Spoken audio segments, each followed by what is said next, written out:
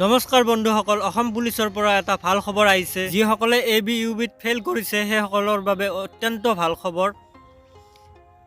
Fire emergency service Assam ৰিক্ৰুটমেণ্টৰ ফালৰ পৰা post আহিছে আপোনাৰ 487টা।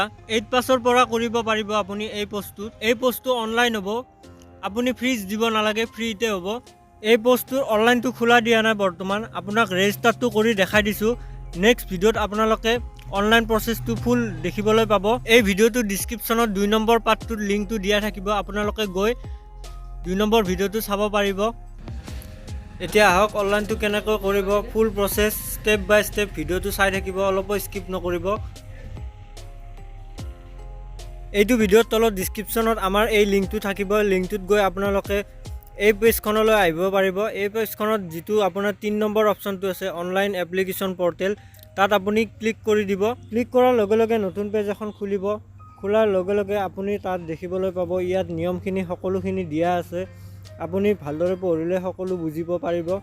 তাৰপিছত তলত লিখা আছে এপ্লাই অনলাইন বুলি, তাত আপোনালোকে ক্লিক কৰি দিব। ক্লিক কৰাৰ লগে লগে নতুন পেজ এখন অ'পেন হ'ব, তাত থাকিব লগইন ৰেজিষ্টাৰ নাও। যিসকলে আগতে লগইন কৰিছিল বা এপ্লাই কৰিছিল সেইসকলে ৰেজিষ্টাৰ কৰিব নালাগে, আৰু যোনসকলে কৰা নাই সেইসকলে আকৌ ৰেজিষ্টাৰ কৰিব লাগিব। মই ৰেজিষ্টাৰ কৰি আপোনালোকক দেখাই আছোঁ।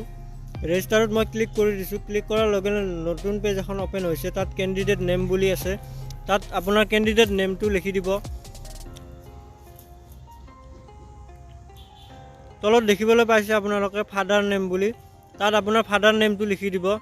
আৰু ছাইডত আপোনাৰ আছে মাদাৰ নেম, তাত মাদাৰৰ নামটো লিখিব। তলত আছে আপোনাৰ ফোন নাম্বাৰ আৰু আছে আপোনাৰ এমপ্লয়মেণ্ট নাম্বাৰ, সেইটো আপুনি বহাই দিব। তাৰে পিছত আছে আপোনাৰ হাই কোৱালিফিকেশ্যন, সেইটো বহাই দিব।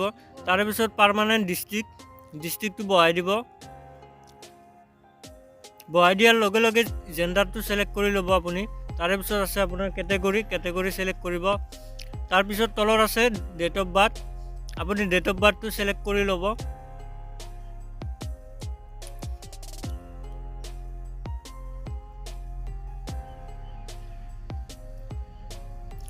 ডেট অফ বাৰ্থটো ছিলেক্ট কৰাৰ লগে লগে ছাইডত দেখিবলৈ পাইছে এটা বাকচটোত ক্লিক কৰি আপুনি ৰেজিষ্টাৰত ক্লিক কৰি দিব। ৰেজিষ্টাৰত ক্লিক কৰাৰ লগে লগে এটা আপোনাৰ OTP আহিব, যিটো মোবাইল নাম্বাৰ দিছিলে আপুনি, সেই OTPটো ইয়াত বহাই দিব লাগিব। OTPটো বহাৰ পিছত আপুনি ছাবমিটত ক্লিক কৰি দিব। ছাবমিটত ক্লিক কৰাৰ লগে লগে ছাকচেছ বুলি আহিব। Profile has been registered successfully, আপোনাৰ এটা ID আহিব। এই IDটো আপোনাক লাগিব লগইন কৰিব লাগিলে, এইটো মই কপি কৰি থৈ দিছোঁ। তাৰপিছত গো টু লগইনত ক্লিক কৰি দিব। গো টু লগইনত ক্লিক কৰাৰ লগে লগে নতুন পেজ এখন অ'পেন হ'ব। তাত আপোনাৰ যিটো মোবাইল নাম্বাৰ আছিলে সেইটো আপোনাৰ ID হ'ব, আৰু যিটো ডেট অফ বাৰ্থ আছিল সেইটো পাছৱৰ্ড হ'ব। পাছৱৰ্ডটো বহাই ল'ব। মই এতিয়া বহাই আছোঁ পাছৱৰ্ডটো, মানে ডেট অফ বাৰ্থটো বহাই আছোঁ। তাৰপিছত লগইনত ক্লিক কৰাৰ লগে লগে নতুন পেজ এখন অ'পেন হ'ব।